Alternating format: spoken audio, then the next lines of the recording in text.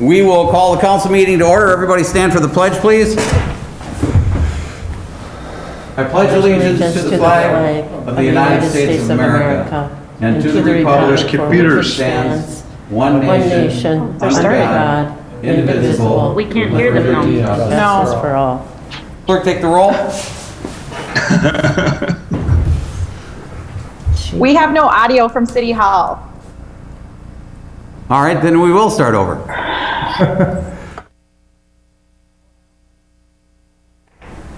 Joyce, can you hear us?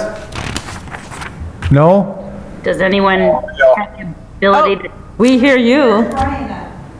He's right next door. Oh, how about now? We have no audio from Council Chambers. Okay. All those in favor? Text me, or, I mean, Rich or Brian or something. Do I get to vote? Could be something. No, they're not. They're carrying on. Someone needs to call somebody. I'll text. I just texted Aaron. Okay.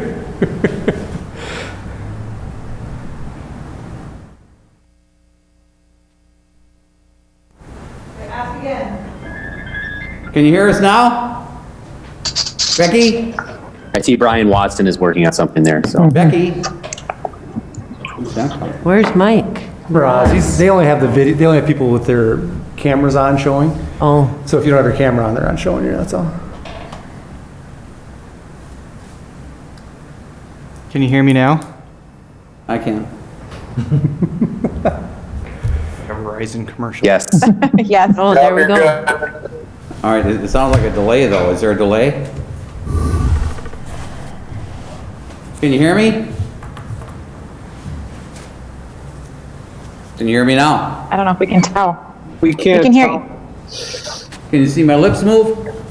Can you hear You're me? too far away. Get closer to your mic. All right, here's what we're gonna do. Mayor, can you just say something and I'll respond to you right away? Hi, Mike. Hi, Mayor. There's a delay. There's a delay, Is there a delay? Brian. Yeah, there is a few second delay. Who was saying? Oh, was that Mike Yeah. Johnson? Yeah. It's hard when they don't. Can you read my lips? They're not laughing. All right, let's do it again. A while. Delay.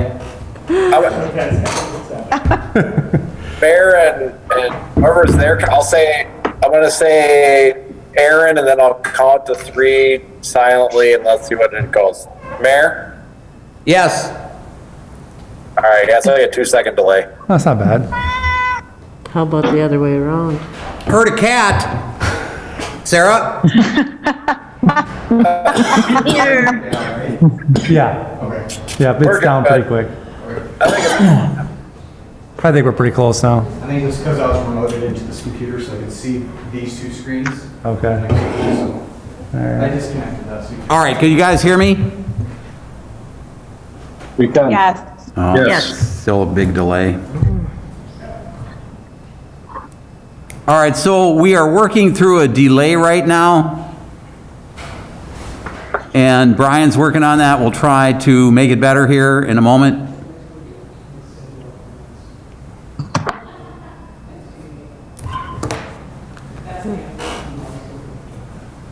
Mic check. Check 1, check 2.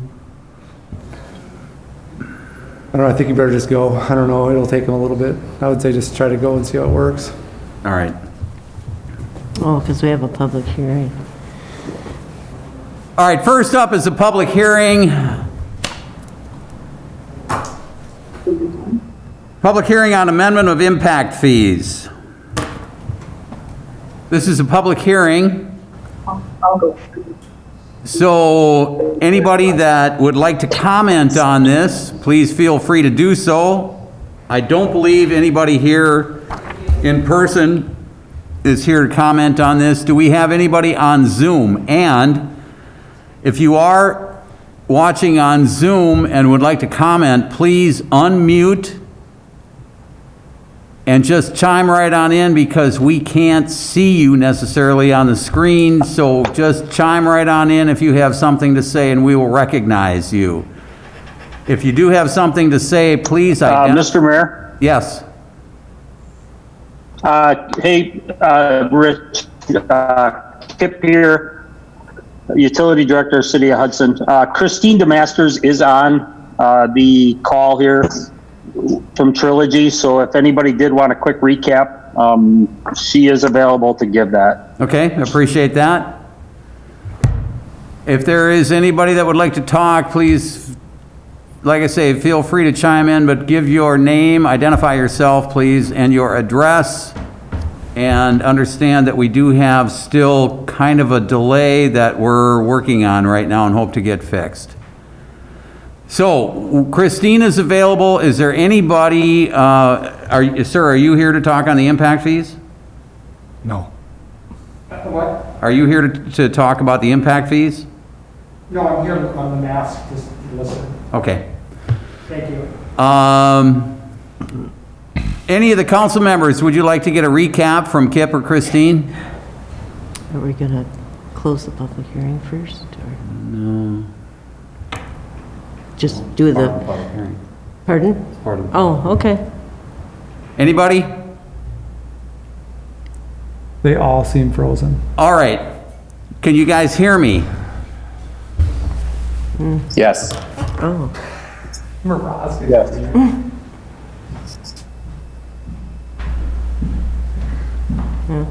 Is there anyone that has a comment? Anyone that has a comment? Anyone that has a comment? Move to close the public hearing, or? Come from one of them. Wait and so that we see know if- they're hearing us. All right. Okay. We have a motion. Second. All right, we have a motion and a second. All those in favor? Aye. Opposed? Motion's approved, public hearing is closed. Discussion and possible action on ordinance 13-20, amending sections 254-12 of the municipal code pertaining to impact fees. Do we have a motion? Can Kip clarify the one question, or the lady from Trilogy? This is for new builds. This is not the water rate. Could someone clarify that for me?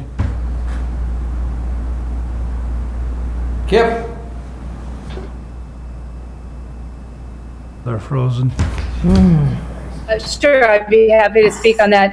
Yes, this is for, if you have somebody that is going to use more water and they need a larger water meter, they would also pay a water impact fee. It's different than the water rate. It does not apply to all current users, just new users. Thank you.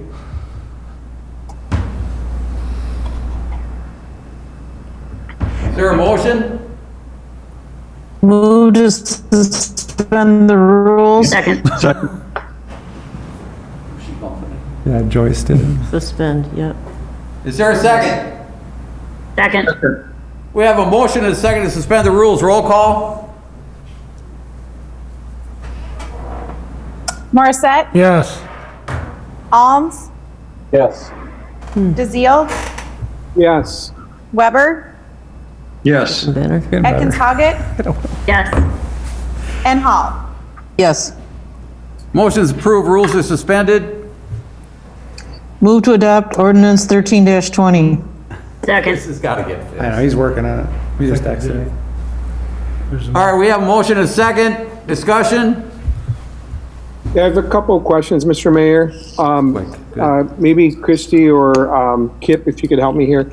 The plan calls for recommending 1 to 2 new water wells in the future. I know that's a long-term thing, but just the question is, do we have any idea where those would be located? So the 2 that are mentioned in the plan. Kip here. No, Paul, we do not. It's just, we know eventually with population increase and things like that, that we will need for fire protection and just in general. Study that we did, we'd have to get way more in depth to find out where they're actually got it. Where Okay, they need to be and just a located. follow-up, Kip, it also talks about replacing the 6 inches or less water mains. Would we know those locations and kind of the amount in terms of where those are located? We have everything mapped out. It's just, most of your 6 inch is going to be in your downtown location, your old part of town. So that's what we're working with Public Works and engineering and different things like that to, come up with game plans on what we can do per year. When they're redoing a street and things like, we try to follow Public Works on when they're redoing a street, we'll look at the water main and the sewer main at that That's point. good. That's what the point is, to try to coordinate it with the streets, which is really important. Then last question, Kip, too, or maybe for Chrissy, I'm not sure, but what areas of the city are currently not subject to the current water impact fee? So these are the places that go from $0 to $951, if I read the proposal correctly. Correct. Right now, the current water impact fee is only being applied to the southwest quadrant of the city, and I don't recall the exact streets that define that area, but it's a fairly limited area. So this would now apply to a much larger area. But, and then just to stress Randy's point, but it's only for new builds, is that correct? Yes, that's correct. Okay, I'm sure they're going to be that's all I got. Anybody else? Anybody else? All right, we have a motion and a second in front of us. All those in favor? Aye. Opposed? Motion's approved.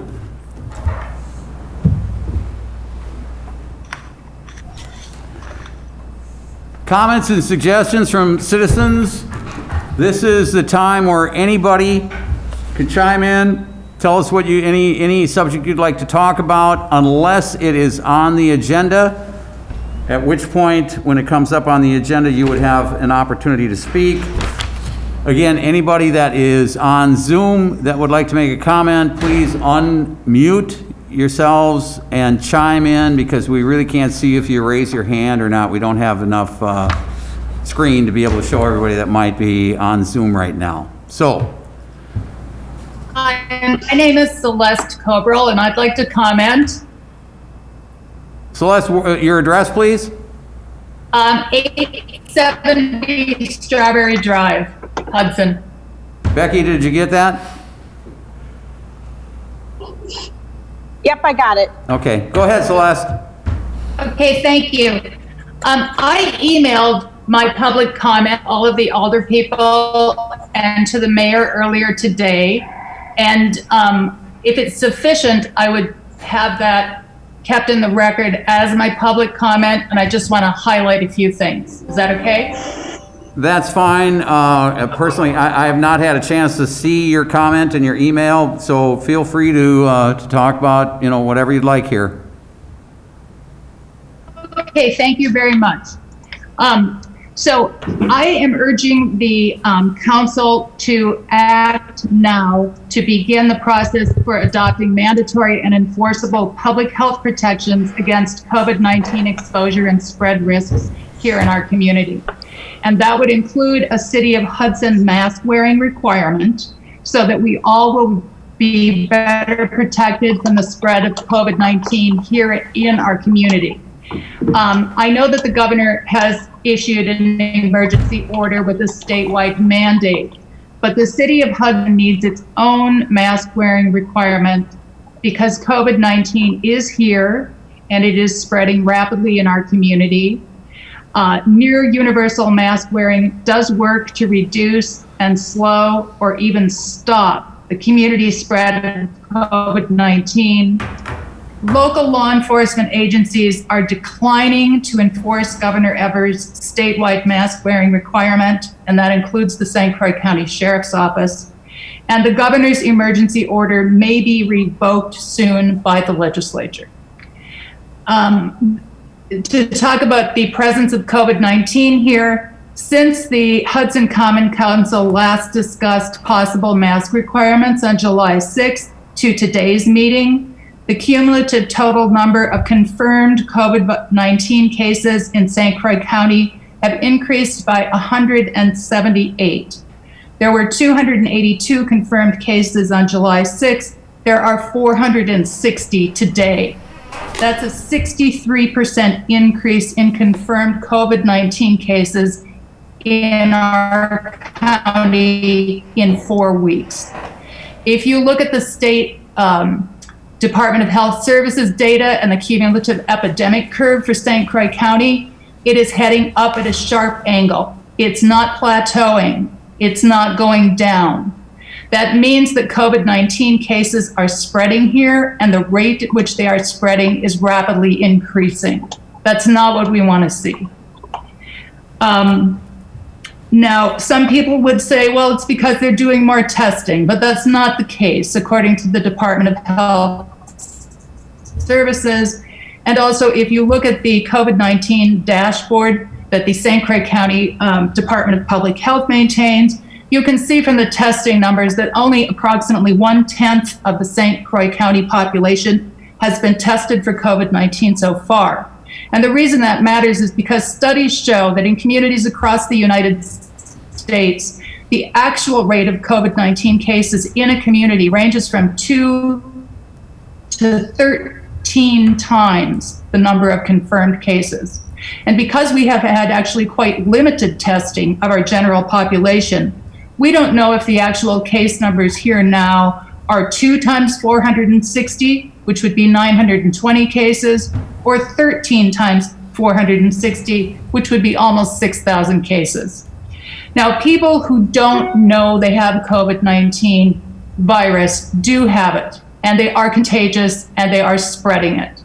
Numerous studies show that up to 4 out of 10, that's 40%, of people who have the COVID-19 virus and are contagious and are infecting other people don't know they have it, because either they're pre-symptomatic or they're asymptomatic. The experiences of other communities and a lot of scientific studies show that when you have near universal wearing of face masks in a community, you can significantly reduce and slow the spread of COVID.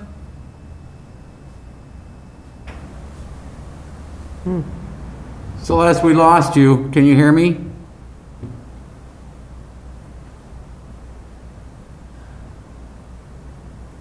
Can the council hear me?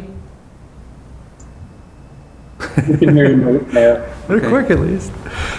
Celeste, we lost you. Can you hear me?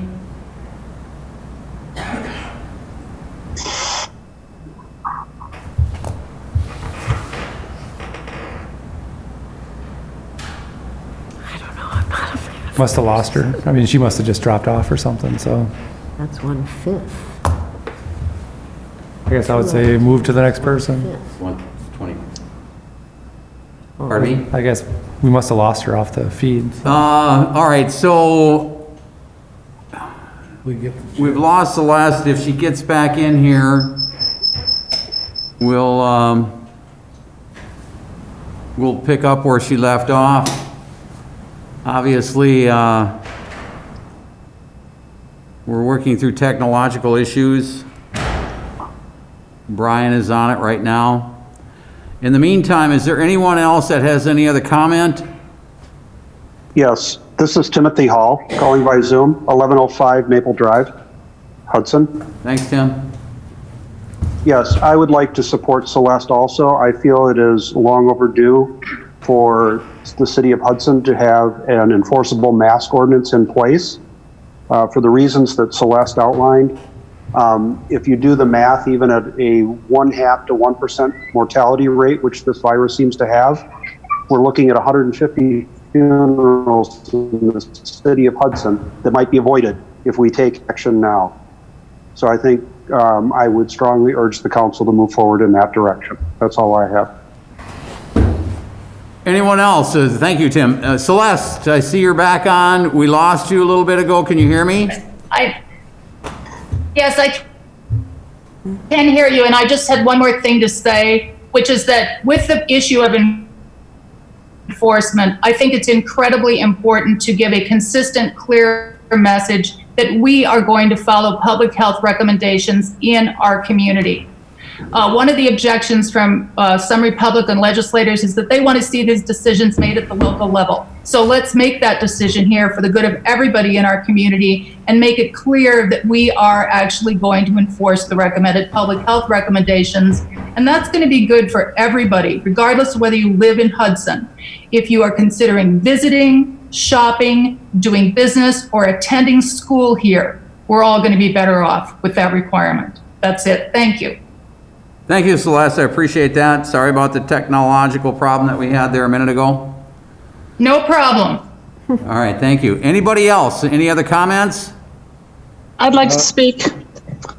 Yes. My name's Tamara Butler, 1009 5th Street. I just wanted to say that, you know, some of us have given up waiting for Hudson to do the right thing. We've withdrawn both of our daughters from Hudson schools. We shop in Minnesota. We're frustrated. We're homeowners who are considering moving to Minnesota because Hudson doesn't do the right thing. And we'd like you to start doing the right thing. Pay attention to the fact that science is out there saying that we need to have a mask mandate to keep our people safe. It's really frustrating that people are not doing the right thing in Hudson. You drive through downtown and no one's wearing a mask. People are dying of this. And we have the opportunity to stop it before it blows up in Hudson. I would like to ask you guys to do that. Thank you. Thank you. Appreciate the comment. Anybody else? I'd like to. Here, kill your mic. Yeah, kill my mic, sorry. Go ahead. Yeah, hi. I'd like to kill your speaker. I am. Two people. Just a second. Okay, should be okay now. Okay, hi there. I'm John Gostovich. I've got some brief remarks if you guys are ready. Sure. Name and address. Oh, your address, John, please? Okay, can you hear me? Yes. Yeah. I can hear you. Thumbs up. Okay. My name is John Gostovich, and I live at 870 Strawberry Drive, one house outside the city of Hudson. I live in Hudson Township. I recently retired as an economist for the Minnesota Department of Transportation, where I specialized in risk management. I'm 72 years old, and I don't feel safe coming into Hudson and risking my health and my life. I'm recommending that the city adopt a mask-bearing requirement in order to protect the health of businesses, employees, residents, and visitors. As you are well aware, we're in the midst of a growing viral outbreak that has taken the lives of over 150,000 fellow Americans. The dead include many people just like those watching this meeting tonight. Had our collective behavior been different, many fewer would have died. If we're thoughtful and follow the recommendations of epidemiologists, many fewer will die in the future. It's that simple. And you have a role to play. There's no vaccine and few therapeutics. Masking has been proven to make a significant difference. We need a local mask requirement because the governor's mandate may be nullified by an intransigent legislature. We need a masking requirement because it's your job to protect lives, and the fire of the virus is destroying human timber across the country. Our friends, our families, business owners, visitors, and frontline workers deserve your protection. You have an opportunity to set an example for little communities across the state. You have an opportunity to save lives that would otherwise be lost. There's a huge risk management literature on the necessity of clear, consistent communication. Our haphazard pandemic response has been weakened by confused messaging at all levels, starting at the top with the president and cascading downward. At the Minnesota Department of Transportation, we never said, wear seatbelts or not. It's a matter of freedom and liberty. We never said, the highway is washed out, but try and cross it if you'd like. We never said, you have a constitutional right to drive however you want, regardless of the danger you pose to fellow travelers.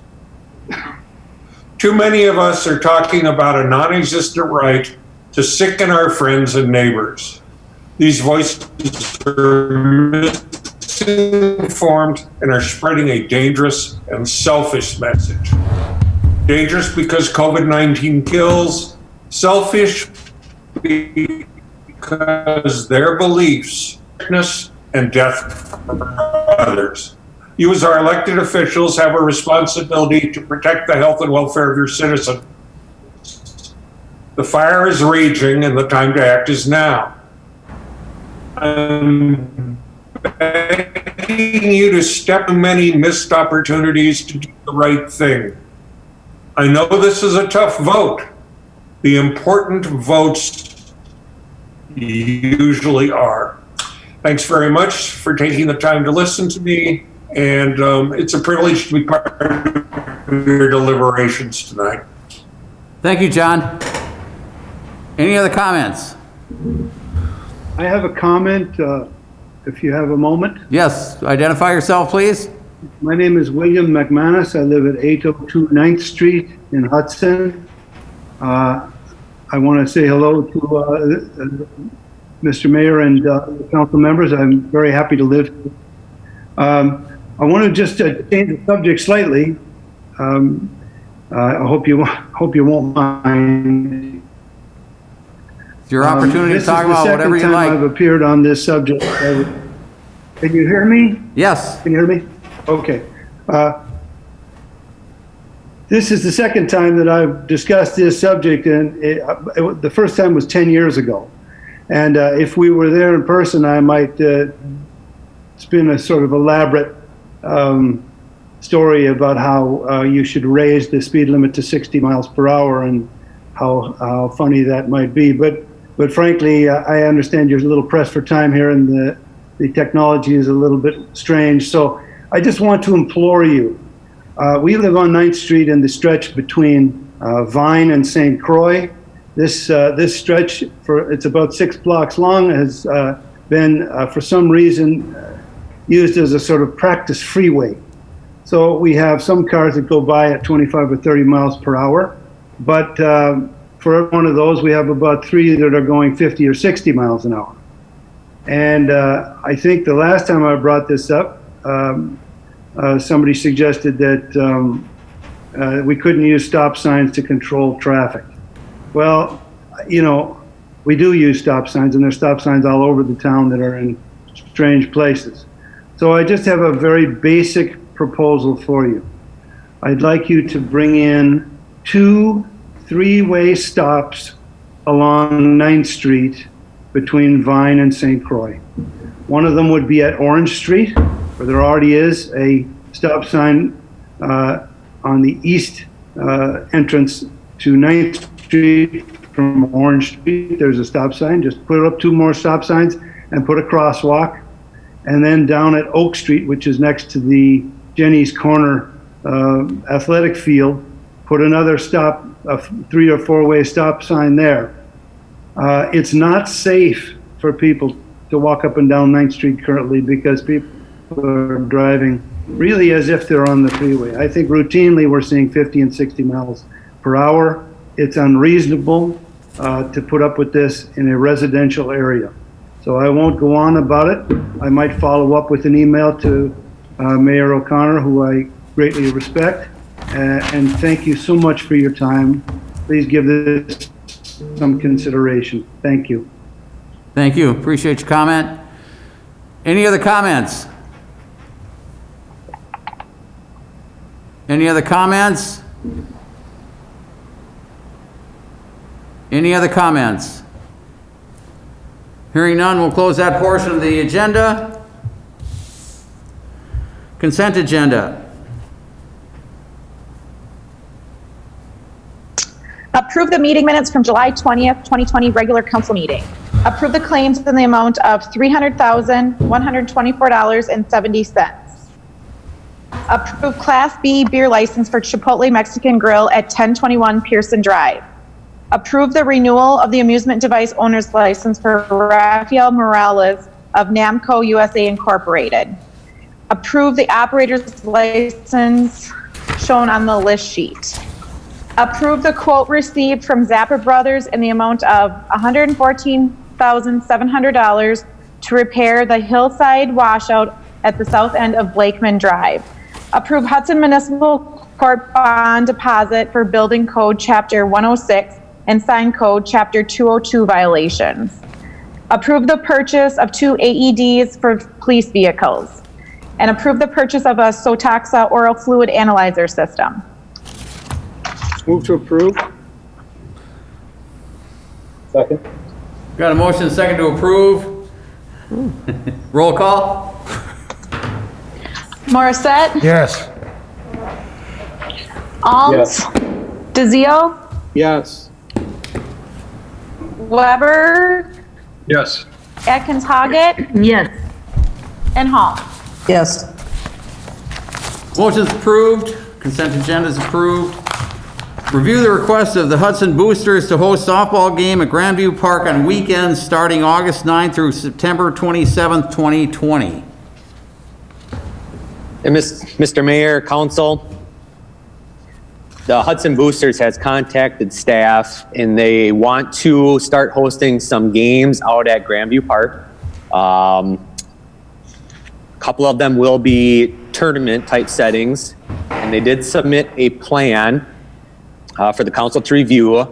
Dave O'Brien from the Hudson Boosters is on the Zoom call tonight to take any questions that you may have about the plan that they submitted.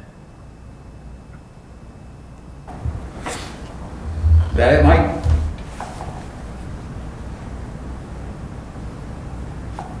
Discussion? Do we have a motion? Is there a motion? Move to approve. Second. Motion and second to approve. Discussion? I have two questions. The first question is, there's a reference, I'm assuming these are adult softball games, am I correct? Or are they youth softball games? They're youth softball games, Jim. Okay. So that increases my concern a little bit. The second piece is, in lieu of the governor's mask mandate, is there any change? What changes are going to be made to the precautions that are being taken? It appears to be that masks are optional. They're not required. I'll let Mr. O'Brien answer that question. I don't have the order with me. It's outdoors. Mr. O'Brien, you there? The diagram we had spread out there. We've extended dugout sizes and are moving the parents or the observers to beyond the outfield fence and along the foul lines. So that should allow at least 6 foot separation or more, which would follow the guidelines.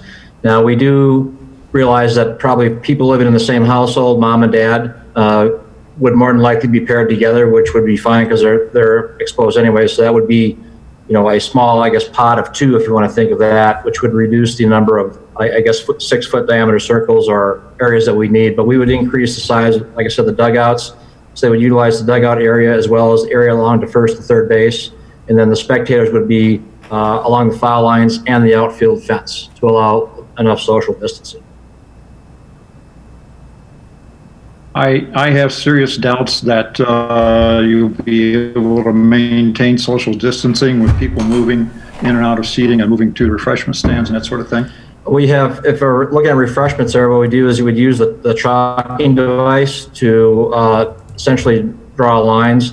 And we've been at several softball games throughout the Midwest, and folks are respecting the 6 foot area. And the most recent one I was at in Ham Lake, there were chalk lines in the ground, and people were respecting those because they understand that it's a significant issue. Good. So we can also use the same thing for the bathrooms and the concession, basically a flow in and a flow out.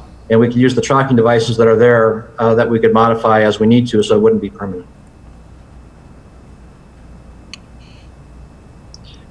How do you plan to enforce the guidelines? Well, we can certainly ask people to separate. Like I said, the ones that I've been into in Minnesota, people have relatively voluntarily maintained distance. So we haven't seen a big issue at the terms I've been in Minnesota. What about the players? Were they maintaining social distances or? Yeah, what they had done was they had cordoned off, made the dugouts larger, so they were putting their bat bags on the outside of the dugout area. And maintaining a larger area for them to separate in. When they're looking at these types of games, we've got an entrance point on the north and an exit point on the west, so we would maintain traffic in that respect. And typically what happens is they come in and a lot of tournaments will have you play a game on and a game off, but this particular format, they'll play 2 games, a double header, so that there isn't the changeover or the congregation that you'd see at a normal type tournament. So typically they'll come in, they'll play 2 games, and they'll leave. And it looks like there's, on the schedule, it looks like there's about 30 minutes separation between games, which should give us enough time to sanitize the dugouts and the commonly used areas. Let me ask a hypothetical question. Say after the game on Monday that 1 or 2 of the players comes in with a positive test result.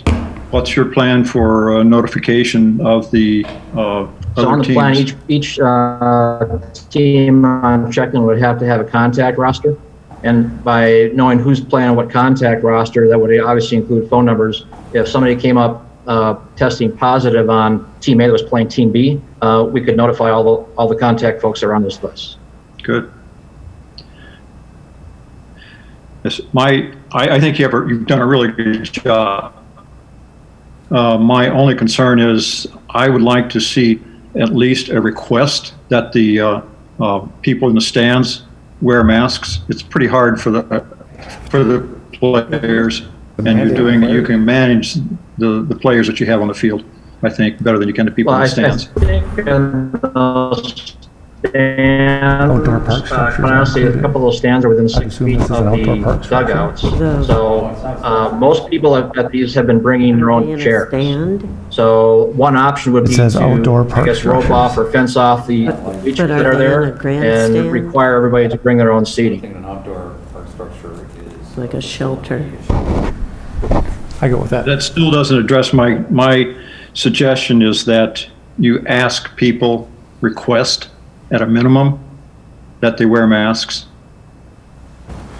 I think that's just in keeping with the governor's declaration. So that's a minimum. And I read through there and all the FAQs, and I couldn't find anything relative to sporting events or how that's going to be managed. So no reference. The only thing I can think about, though, are the number without anybody in the stands. So you're taking a risk. We could add that our intent is to make sure that the guidelines, because every venue you go to is slightly different, to make sure that the guidelines for the venue go out to the teams in advance so they have you can manage their expectations as they're coming into the event. They say, well, we didn't have to do this in Maplewood, why are we doing this here? So we can certainly add that to the guide. You might inform them that at this point, Wisconsin does now have a mask requirement. They probably think of us, Wisconsin is a place to go where you don't have to have any follow any regulations. How do these guidelines compare to the CDC guidelines for youth sports?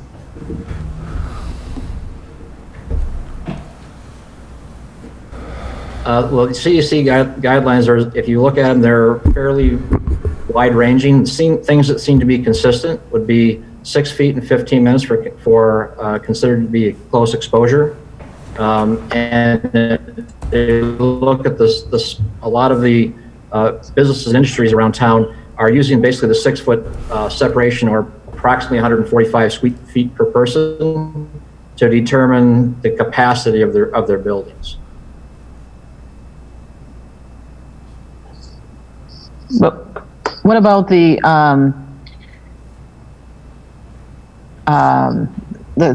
guidelines that are specifically for sports? Does the CDC require the, Stay home and crawl under a rock. masks? No, well, a lot of the Every guidelines you sport- see when they're talking about exercising or strenuous exercising, that they're recommending not to wear masks in those types of exercise environments. Right, but this is for the youth sports guidelines. Do they require the spectators to wear masks? I have not seen that addressed. No, that's not in the CDC guidelines. Within those. Yeah, I'm looking through them right now, and I don't see anything about masks in the CDC guidelines. Mr. O'Brien's For correct. youth sports? For youth sports, yep. I'm looking at the CDC guiding principles, considerations for youth sports on their website. And Mr. O'Brien's correct. They mostly just talk about the 6-foot spacing of players and spectators when they're not playing, basically. But I don't see anything in here. I don't see anything with masks. Accurate. You are incorrect. The CDC specifically says coaches and spectators sorry, should wear a mask. who- They say youth sports are the highest risk activity. I couldn't hear what you said. You know, excuse me, but Celeste, right now, we have discussion going on among the council members, so if you chime in, please, again, identify yourself. Okay. So my name is Celeste Cobrel, 870 Strawberry Drive. What the person is saying about CDC guidelines for youth sports tournaments is incorrect. The CDC specifically says coaches and spectators should wear a mask. I'm looking at the website right now. It says, teach and reinforce the use of cloth face coverings. Face coverings may be challenging for players to wear while playing sports. Face coverings should be worn by coaches, staff, parents, and spectators as much as possible. Well, I'm looking at the website updated July 2nd, 2020 for playing youth sports. And I know this stuff because my grandson plays competitive softball. He's an 11-year-old in Prior Lake. And we've looked this stuff up. We don't go to the games because they're too high risk. All right. But I would just encourage you to look for the most updated information. Celeste, could you, if you're looking at the website right now, could you read to us what you're referring to? Quote it, please. Yes. Okay, this is the CDC Playing Youth Sports, updated July 2nd, 2020. What you need to know: stay home if sick. Players should bring their own equipment like gloves and bats if possible. Reduce physical closeness and keep 6 feet of space between players when possible. Coaches and spectators should wear a mask and decide if players need to wear masks. Players should clean their hands before and after practices, games, and sharing equipment. It goes on for several pages. It says the highest risk activity for youth sports is full competition between teams from different geographic areas. And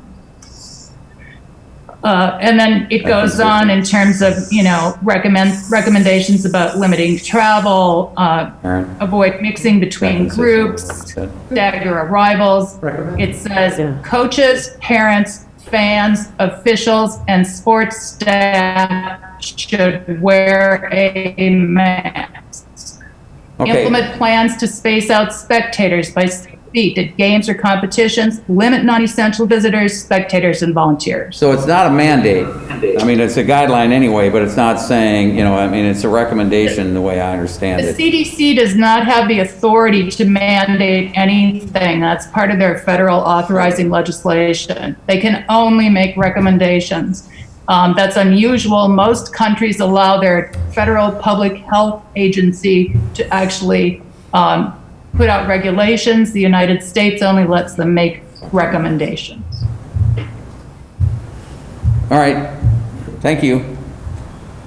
You're welcome. Anybody else?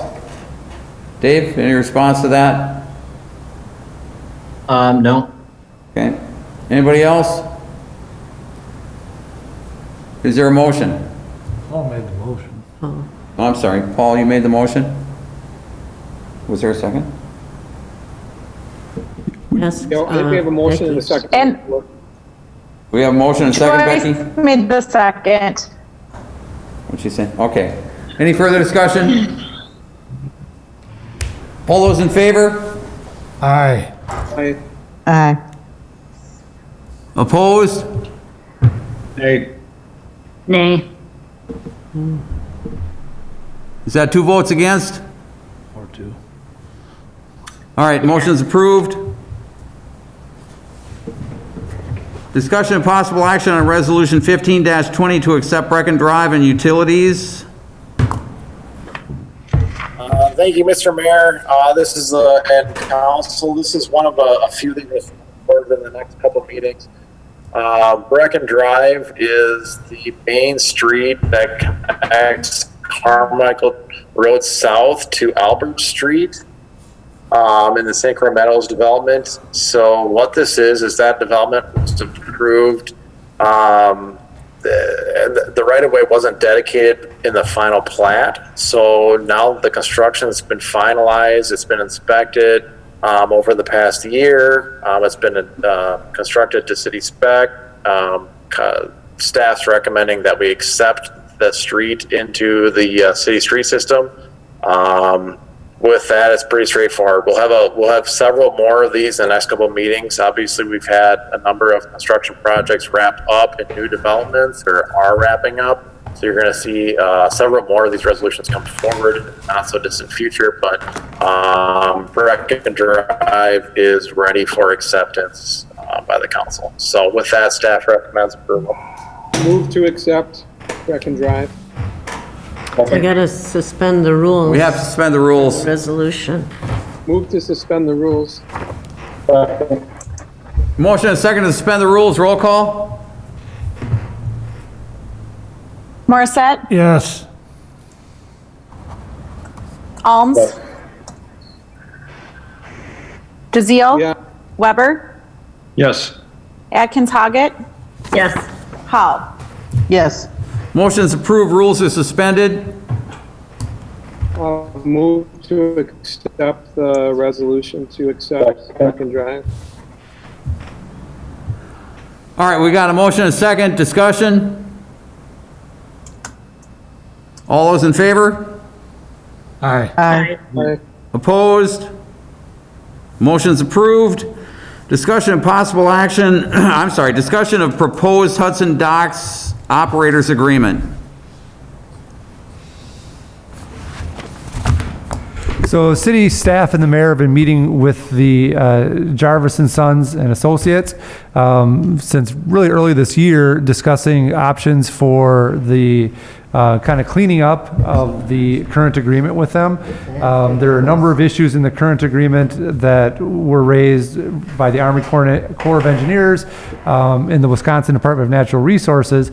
So the agreement that we have proposed, staff feels meets all the, or fixes all the issues that are out there with the other governing bodies that would have say in this. And then it also does some clarification of some things. And we feel that it's kind of the agreement we should be moving forward with for approval. I understand that the Jarvises may still have some concerns with a couple items, and so I believe that they are here tonight to be able to express those concerns before we go into a closed session as a council to discuss the contract details.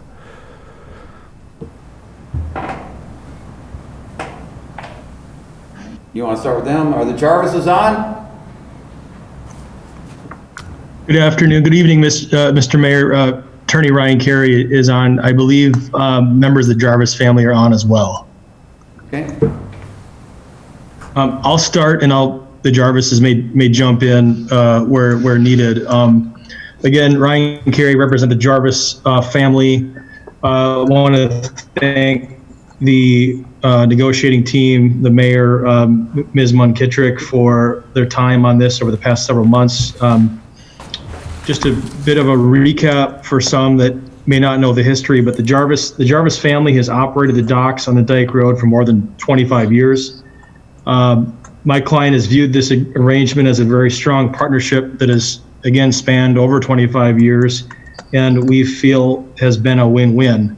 A win on our side because we've been able to operate a successful business there, and a win for the city because, of course, the investment my client has put into those docks, which exceeds $300,000 in infrastructure to enjoy and to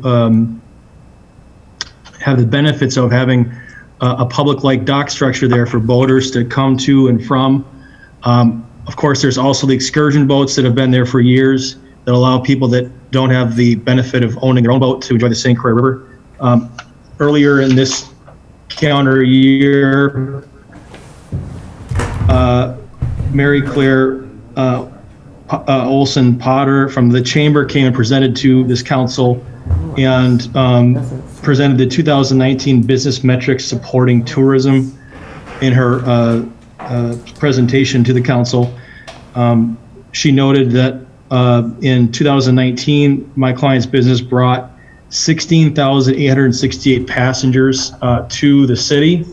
I asked my client to check into those numbers in terms of the mix of in-state and out-of-state individuals. And the last year, 76% of those 16,000 plus people were from out of state. So second to the FIPS, my client brings in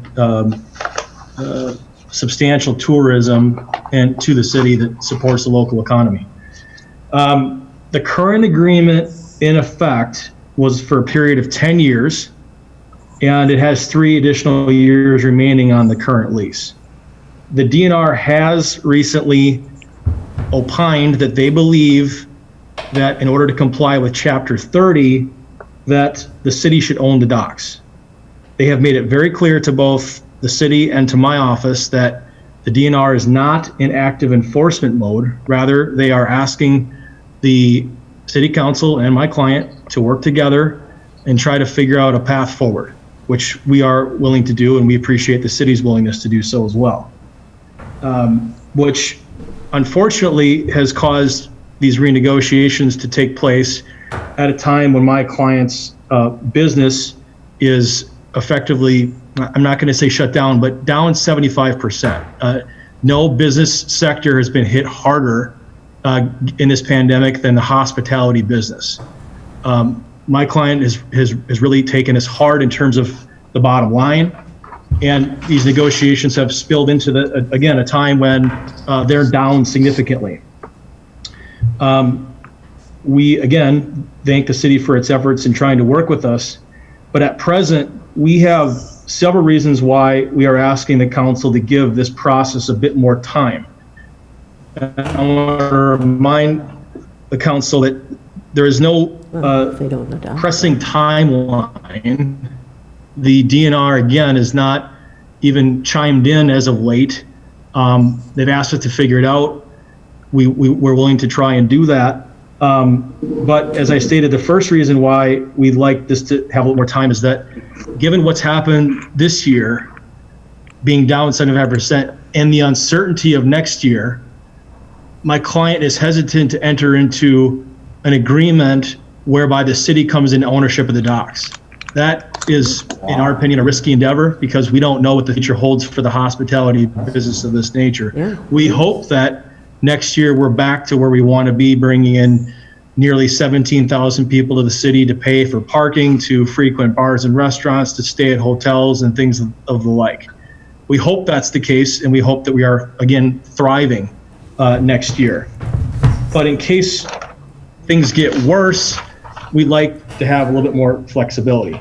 And having the city own the docks under the current agreement locks us in for 3 years. You own the docks for the entire duration of the remaining 3-year term, and that makes my client nervous in this business climate. We are hopeful that this city wants to do what it can to help businesses like my client set up for success in the future so that we can continue this long-lasting relationship. The second main reason we'd like the city to give this process a bit more time is that earlier this month, we reached out to the DNR. That was following the city sending us what they deemed to be sort of the final draft.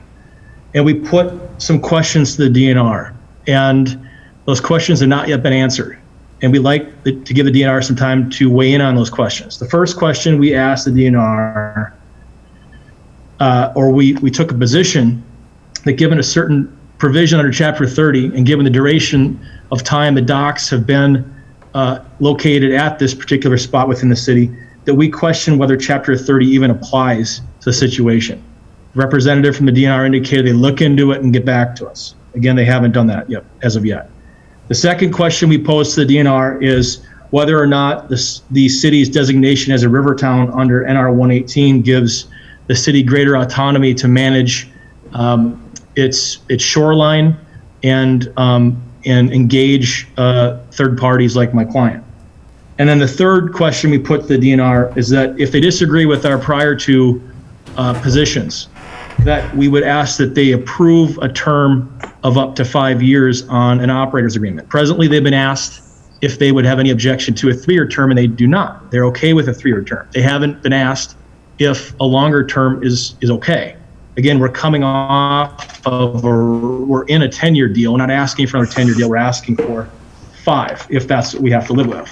So we'd like the DNR to be given the opportunity to weigh in on those 3 points raised before moving forward on a deal. And I want to reiterate before I let my client comment if they like that, again, we have viewed this as a very positive and long-standing relationship with the city. We want that to continue. My client does have other options. However, we feel that Hudson is home for their business. They'd like to stay there. Prior city councils and administrations have observed the positive impacts my client's business has had on the community. We believe that this council certainly, and this mayor do as well. And again, we're not asking for a 10-year deal, just asking for 5.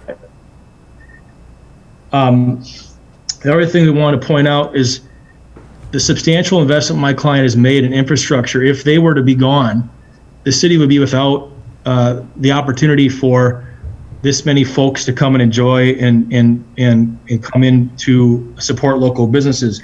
And the city would be forced to spend a great deal of taxpayer dollars to replace this. My client wants to keep their infrastructure there in place. So those are the reasons why we are respectfully requesting that we give this process a bit more time. If the city council has any questions for me, I take them. I also have, I know Mr. Dan Jarvis and perhaps Gordy Jarvis are on Zoom as well that may want to make a comment. I do have a question, Mr. Carey. Thanks for the perspective. The question I have is on point 2, where you're talking about more time. Can you explain or go over again the NR 118 and the authority? I missed the... Well, thank you. Thank you. A good question. We're aware that under NR 118, river towns oftentimes enjoy greater autonomy when it comes to managing their property along the riverway. And we've simply put the question to the DNR. It's just a question of whether or not, as a river town under Chapter 118, if we enjoy greater autonomy than, say, a town with a different designation. That was the question. Ryan, with regard to that, let's just say hypothetically, if the DNR came back and said that the city has more autonomy, what's your point? Well, respectfully, Mr. Mayor, the point is that we feel that what's been driving this discussion is the perception that the DNR is putting pressure on the city and us to remedy the situation. We want to first make sure that there actually is a problem here, and that is, does the city really need to own the docks? And we know that's been their initial reaction. However, individuals have been shuffled around within the DNR. There's been 2 folks that have retired. There's been reassignments. And we just want to be sure that before we convey title of these docks to the city, that we're very clear on the law here. So, I'm gonna ask Kathy to explain to the council at this time why, well, first of all, the DNR has said that we need to own the docks, but secondly, why we think it's important, or that we should, and what the ramifications are to us and to you, to your clients, if we do own the docks. And of course, in the agreement, we had said in order to fulfill the request of the DNR with riparian rights, that we would buy the docks from you for $1, or your client rather, we would buy them from your client for $1.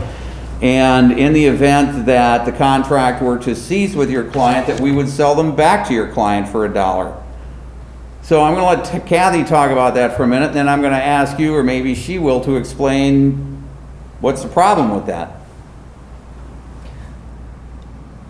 So these discussions have gone on for quite some time at the it was actually included in the current 10-year contract that the lease agreement be reviewed and adjusted, terms adjusted. So this was a process that was the council back in '03 wanted to happen 5 years into the contract, because a 10-year contract was quite a long contract.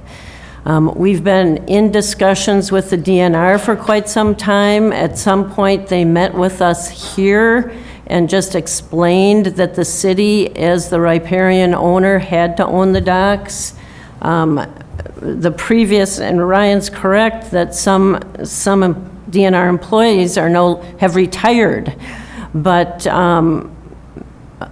Mayor O'Connor and I met with them in person in Eau Claire with their attorney from Madison and the DNR staff that was going to be retiring, to kind of pass this along to the new persons taking over. And on no uncertain terms did they say that the city, under the state law, as the riparian owner, had to own the docks. They were okay with the arrangement the city proposed and is proposing, and frankly, that the Jarvises agreed to, in our negotiations anyway, to sell the docks for $1, and then upon a termination, have those revert back to the Jarvises for $1. It was most recently that they specifically asked to have this in the agreement, the Jarvises did. Just so you understand that it's coming to us as part of the negotiation team as a surprise that that is an issue, because that is one of the most current revisions requested by the Jarvises. But the DNR, not only did they tell us in person here that the city needs to own the docks and in Eau Claire, but they confirmed that again in an email that the city needs to own the docks, and they are comfortable with a 3-year agreement, as opposed, I might add, to a 2-year agreement, which is what is referred to in the DNR regulations. So to say that it's a created issue is simply not the case. At one point, the DNR official, who's now retired, said, well, I could issue a notice of violation if you think that would, that I could issue a notice of violation. And we indicated, no, we don't want that. We're trying to work through the process, and which is what we've done. And so it's just surprising, I know, to me, and I believe the rest of the negotiating team, that at least on dock ownership, that's even an issue. But that, in my mind, that is not something the DNR has ever wavered on. That's been on the table and their requirement since day one, and really what was driving the DNR, that the city did not own the docks. So that's the situation on the dock issue. The Rivertown question has never come up in the negotiations, and so I can't really respond to that. Was there anything else you wanted me to? No, I don't think so.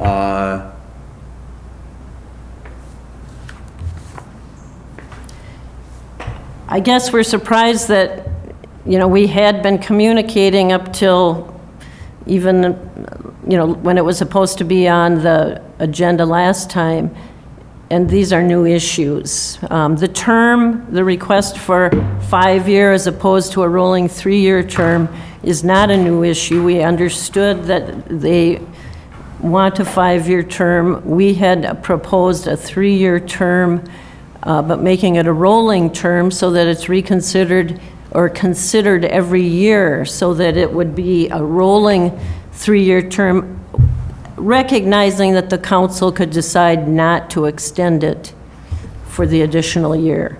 But that was really the issue we understood was the Jarvises had, and we just felt it was the team felt it was in the city's best interest to have a shorter term than that and more flexibility.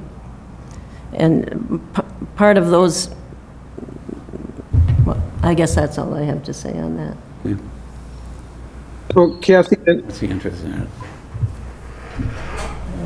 can I ask you a question, Mr. Mayor? Sorry. You can ask that it be pulled, because What's that, Paul? So question for,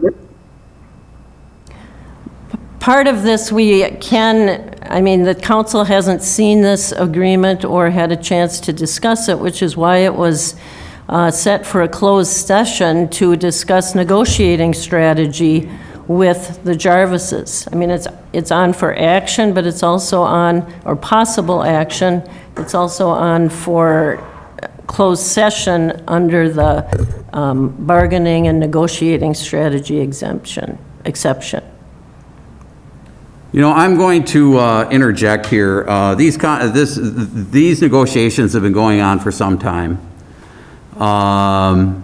And we figured that we had the language consistent with what the Jarvises had looked for, with the exception of they wanted, last I saw, was they wanted us to discuss the 3-year term of the contract with the additional 1-year annual extension upon review.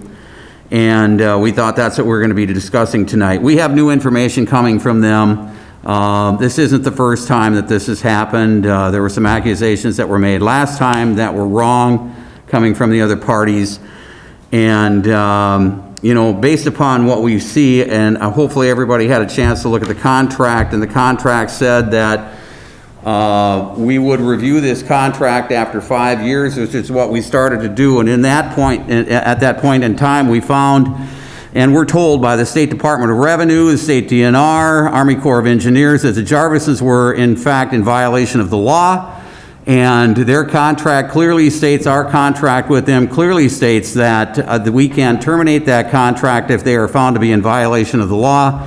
And perhaps what we need to do right now is postpone discussion of this with all new information that we have, and maybe go back and start from ground zero. So that's what I'd like to do, unless there's any objection. I'll move we table it or postpone it to staff. Is there a second? Second. All those in favor? Aye. Aye. Opposed? Aye. Opposed? Motion's approved. We will postpone this.